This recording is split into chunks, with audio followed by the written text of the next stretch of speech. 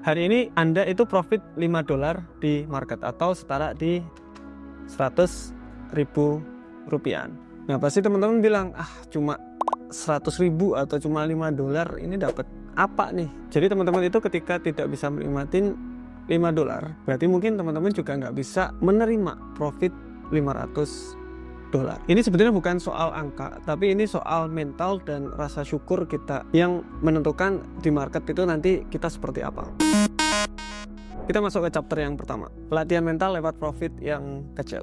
Menurut saya profit kecil itu bukan gagal ya. Kalau orang-orang lihat apa profitnya cuma segitu, itu bukan gagal, itu proses. Saya juga dulu seperti itu. Karena trader yang profitable, trader yang hebat itu tidak born, tidak langsung tiba-tiba jadi trader hebat. Enggak, memang butuh latihan yang panjang. Tapi dari latihan tadi itu konsistensi kecil-kecilnya itu dihargai banget. Oh iya, kenapa ya saya untung segini? Oke.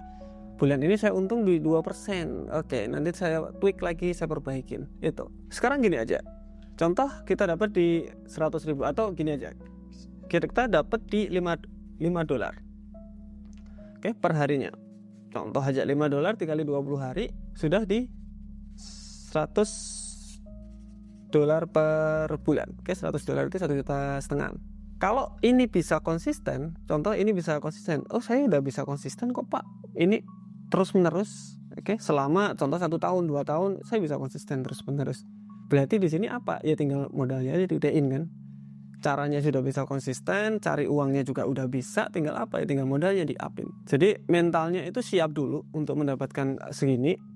Untuk mendapatkan 500 per hari atau 5 juta atau 6 juta atau 1 juta per hari itu tinggal diperbaiki, hanya tinggal di-up aja ketika yang $5 sudah rasa syukurnya itu udah ada. Ini data dari MyFactBook, ada 74% trader yang modalnya itu kecil, itu bisa bertahan sangat-sangat lama di market daripada modal yang lumayan besar. Ini menarik. Kenapa? Karena menurut saya mereka itu melatih mental di awal untuk sabar dan syukur di awal. Kita masuk ke chapter yang kedua. Kemudian kenapa sih sebenarnya orang itu kok merasa kurang terus, itu sebenarnya kenapa? Nah ini kembali lagi ke kenapa orang itu habis di market. Jadi alasan ketika orang itu trading kemudian loss, margin call atau modalnya habis semua, sebenarnya ada 2 hal yang mendasarinya. Yang pertama overload sama overtrade. Kita simpulin aja, sebenarnya 2 faktor ini itu hanya 1 faktor, yaitu tidak pernah merasa cukup. Tiap kali profit, katakanlah profit contoh $5, kalian bandingin, oh itu Pak Tama itu sehari bisa di $1.000 atau ada yang di $100. Itu orang-orang itu ngelihat, wih kapan ya bisa ke sana ya. Lihat full margin, ngikuti juga, oh, keren mungkin ya. Modal segini bisa jadi segini. Nah seperti itu, merasa kurang. Akhirnya apa? Biasanya pakai lot 0,01 dinaikin. Biasanya deposit hanya 500, contoh deposit hanya $50 karena ngelihat profit orang yang gede-gede, dia pinjam online atau pinjam teman buat naikin modalnya dan habis, bingung sekarang untuk melunasi utangnya seperti apa. Nah karena gini, orang itu ngerasa tidak puas ketika membandingkan dirinya dengan orang lain. Jadi ada perbandingan, itu jadi ngerasa, oh saya kurang nih ternyata, itu bahaya.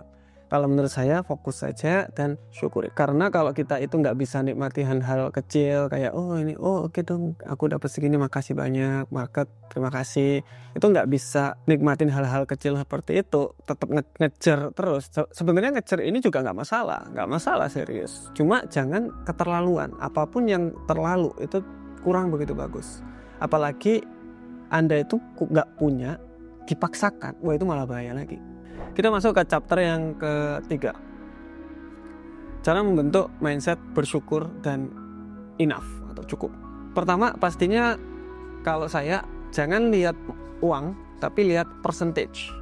Jadi oke, saya untung saya cuma $2 bulan ini cuma $2. Nah kalau dilihat modalnya, kalau dilihat uangnya itu hanya 50.000, nggak sampai, itu kecil banget kan. Yes. Tetapi lihat persentasenya. Oke, ini dari modal $100, $2 berarti ini saya dapat 2% di bulan ini. Yes. Jadi lihat persentasenya. Ketika kalian lihat persentasenya, kalian berpikir oke, saya konsisten kok berapa persen per bulan. Jadi kelihatan bagus banget nanti kelihatannya. Oke.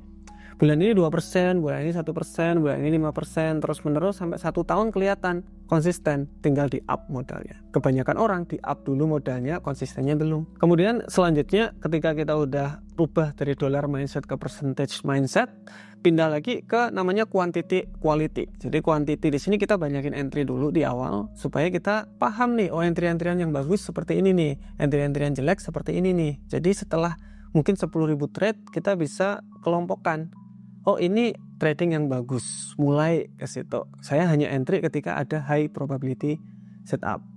Dapatnya dari mana quality trading? Ya dari itu tadi, pengalaman dari kuantitinya. Jadi banyakin entry, nanti kan pengalamannya banyak tuh. Oh biasanya kalau kayak gini tuh market naik nih. Biasanya dari 1.000 trading saya itu masuk ke quality trade.